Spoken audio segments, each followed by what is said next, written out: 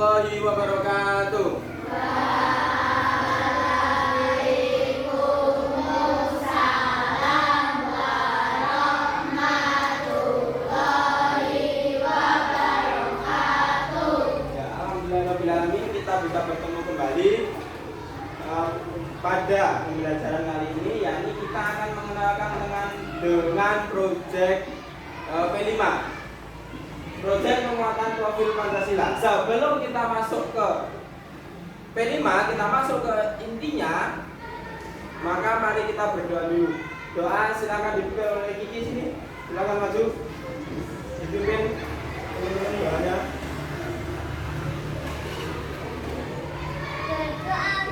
Bismillahirrahmanirrahim. Alhamdulillahirabbil alamin. Oke.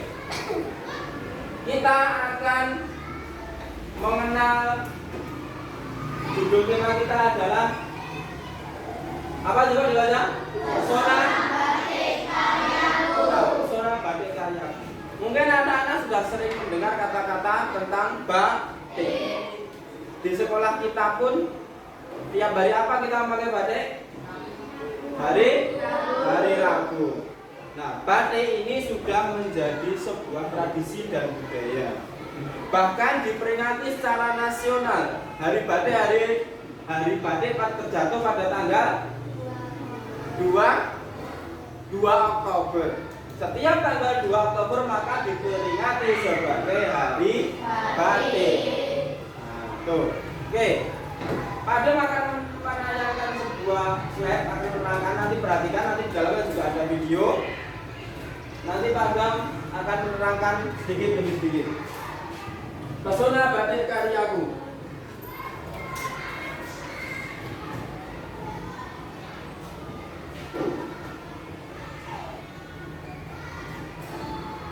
Nah, batik tadi ya, kita sudah sering banget familiar dengan kata batik.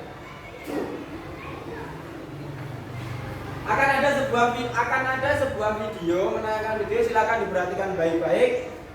Nanti kita akan terangkan secara bersama-sama. Hai, namaku Bella. Ayo menjelajah ragam budaya Indonesia. Salah satunya adalah batik.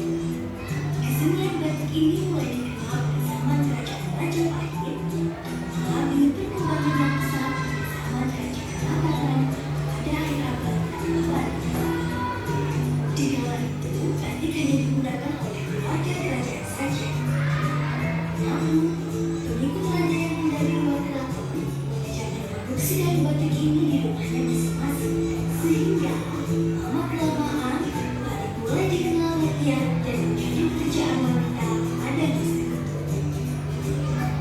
Pada akhir abad ke-18, batik yang mulanya hanya digunakan oleh bangsawan, kemudian mulai digunakan secara luas oleh masyarakat Indonesia, khususnya suku Jawa. Nah, yuk kenali beberapa motif batik yang ada di Indonesia. Motif batik Parangsuli. Parangsuli berasal dari kata peleng yang artinya datar. Batik ini memiliki karakteristik susunan motif X besar dan jauh, bagian putus-putus, dan melambangkan kesinambungan. Nah, selain batik parang, suku juga memiliki motif batik lain, yakni batik kayu. Motif ini terbentuk dari pola-pola seperti kulit lampu, sejenis buah kelapa atau yang disebut kulang kayu. Motif ini merupakan rangkaian kombinasi perkara yang disusun secara sejajar dan teoretis. Motif batik selanjutnya adalah motif Lombok Yogyakarta. Motif ini berupa kotak-kotak kecil yang dipisahkan oleh dua garis sehingga membentuk motif 4 pola segitiga.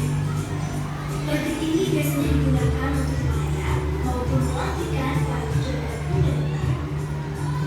Motif udang tiris ini memiliki karakteristik kombinasi geometris dan sederhana. Kata liris pada motif ini memiliki arti hujan liris sebagai lambang kesuburan. Motif ini juga berasal dari kata. Nah, selanjutnya ada motif kuda.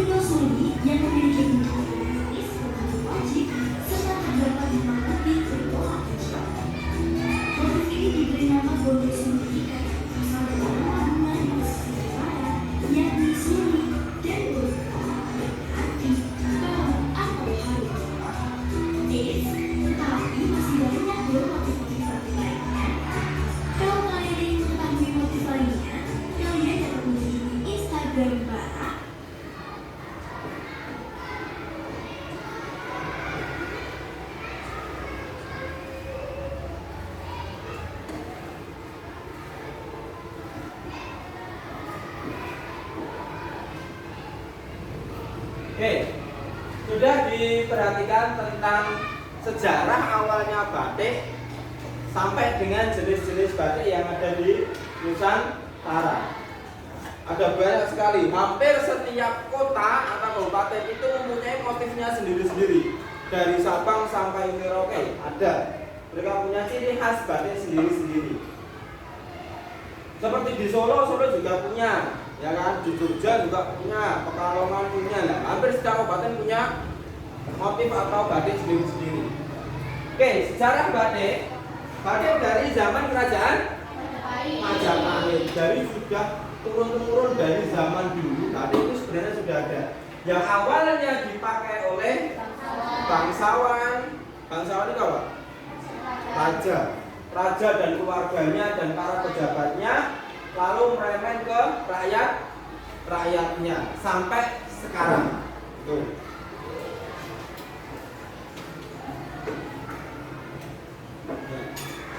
Batik, nih, coba dibaca, Maisa dibaca, yang keras. Batik berasal dari bahasa Jawa, yaitu batik yang terdiri dari kata amba yang berarti lebar dan titik yang berarti membuat titik. Batik adalah salah satu jenis kain tradisional asal Indonesia dengan corak yang khas yang pembuatannya dilakukan dengan teknik khusus. Batik telah menjadi ikon budaya yang beragam di Indonesia sehingga setiap tanggal 2 Oktober diperingati sebagai Hari Batik Nasional. Nah, batik itu dari kata bahasa Jawa, ombo. Nah, ombo itu kan luas atau lebar. Titik. Nah, titik itu membuat titik. Nah, itu berasal dari bahasa Jawa, tapi sekarang sudah menjadi bahasa Indonesia. Batik itu. Batik adalah salah satu jenis kain tradisional asal Indonesia dengan corak yang khas yang pembuatannya dengan teknik khusus. Nanti ada jenis-jenis batik dibagi menjadi beberapa bagian sesuai dengan cara pembuatannya. Batik telah menjadi ikon budaya yang berharga di Indonesia, bahkan telah menjadi warisan dari UNESCO. Telah diakui UNESCO bahwa batik itu memang berasal dari Indonesia, menjadi warisan budaya. Nah, makanya setiap tanggal 2 Oktober diperingati menjadi Hari Batik Nasional. Jadi, jenis-jenis batik sesuai dengan cara pembuatannya. Ya, Lintang baca Lintang. Gak keras. Batik tulis merupakan teknik pembuatan batik tertua dan paling tradisional yang ada di Indonesia. Hal ini karena teknik pembuatan batik tulis dilakukan secara manual dengan menggunakan cantik dan malam. Batik tapas menggunakan titik, namun pembuatan batik akan menggunakan alat yang Tersedia bentuk pola yang tepat sehingga proses pembuatan jauh lebih cepat daripada batik tulis. lanjut. Batik lukis dilakukan dengan pelukis motif di atas kain dengan menggunakan kuas dan bentuk. Nah, batik tulis. Batik tulis ini adalah batik teknik pembuatan batik tertua karena zaman dulu menggunakan batik tulis. Jadi digambar satu-satu, ada kain yang lebar, dibikin pola terus digambar pakai canting. Canting ini mestinya malam. Batik tulis ini batik yang paling mahal karena pembuatannya prosesnya itu sangat lama. Nah, semakin modern ada yang namanya batik cap. Untuk catnya berupa besi itu sudah membentuk pola. Untuk pola tinggal ditempelkan kayak kita membuat stempel. Ditempelkan di kain maka sudah jadi. Lebih cepat prosesnya. Yang selanjutnya adalah batik lukis. Nah, ini biasanya dikombinasi dengan gambar-gambar yang lain. Dilakukan dengan melukis motif batik di atas kain dengan menggunakan kuas dan pewarna. Jadi sudah dikombinasi. Selanjutnya masih ada jenis batik Kamila dibaca coba. Batik jumbutan teknik pembuatan ini dilakukan dengan mengikat kain batik dengan tali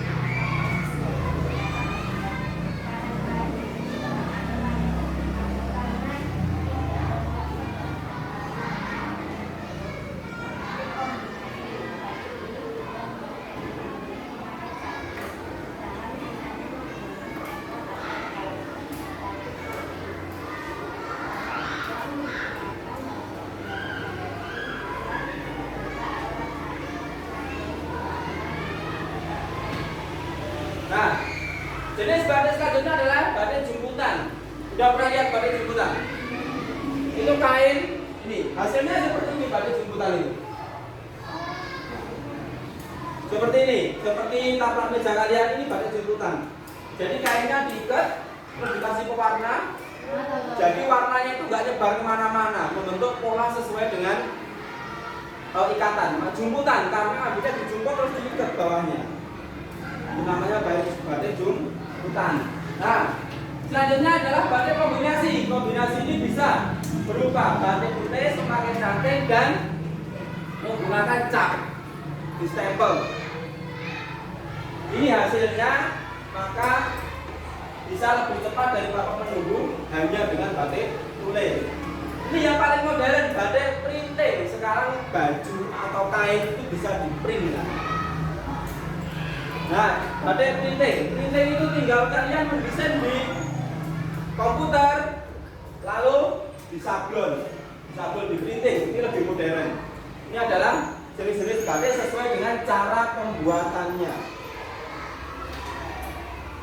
Selanjutnya, beberapa contoh batik. Nah ini, batik sogan. Ada yang punya jenis? Ada yang punya baju seperti ini? Di rumah motifnya seperti ini? Punya? Kain ya, punya juga. Nah banyak yang punya seperti ini. Yang mana? Ini. Nah ini sogan dari Solo, yang ini dari Jogja, Keraton. Ini juga batik Kawung. Nah ini beberapa jenis batik. Oke, penjelasan awal tentang batik. Ada yang mau ditanyakan?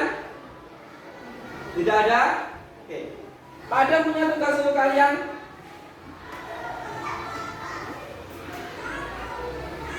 Coba kalian membuat batik kawung. Kita belajar membuat batik kawung.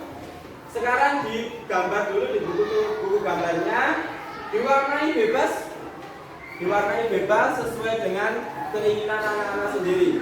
Silakan bisa dimulai.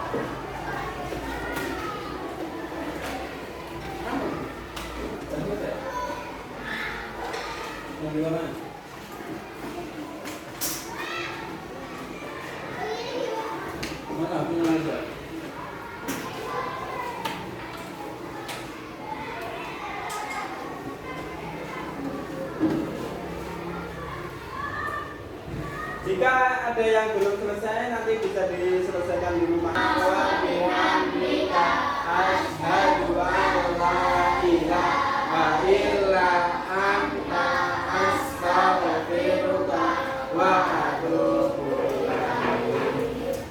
Cukup sekian dari saya. Wassalamualaikum warahmatullahi wabarakatuh.